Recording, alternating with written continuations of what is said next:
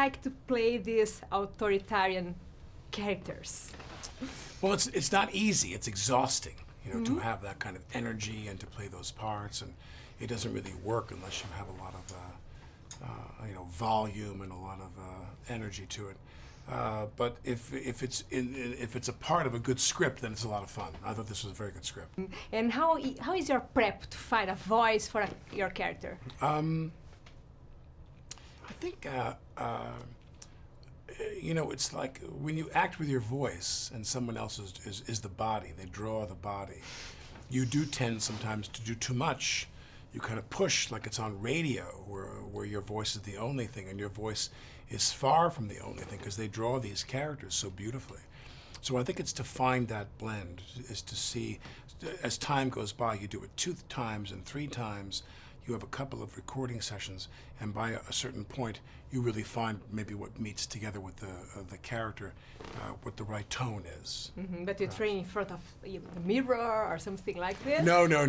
Yeah, I don't bring it home with me in terms of that. No. You go to the studio, and you talk to Tom, and you try to figure out, because you don't want it to be the same throughout the movie. You don't want it to be the same, you know, kind of loudness and bombastic character throughout. You want to have some variety. But for other characters, you train in front of the mirror to see if you look like somebody else. Are you talking about Trump? Yes. That I do train in front of a mirror. We're in the makeup room, and I have the whole thing on, and I do try to practice so I get to something that's consistent.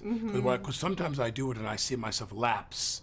You see me do it, and I drop a certain thing like in my face. So you want to try to maintain a certain consistency when you do it. You are perfect. I don't know about that. Yes. And what is harder, to create a character from the script or to impersonate somebody else? I think that they're both difficult in different ways. You know, when you do a character like this, you got to find how you fit in. You know, other people are drawing the pictures and they've written a script and there's a director who's doing it. And any acting you do, you have to find the target before you hit the target. You know, and when you do a character like the Trump sketch, the target is very plain. The target is like the side of a barn. You know, you just really want to get to your version. You don't necessarily have to sound exactly like him or look exactly like him, but you want to create something that is your version of that. And that seems to be easier, really. You are the big brother, and you have more. Do you remember when your first boss baby came to your home?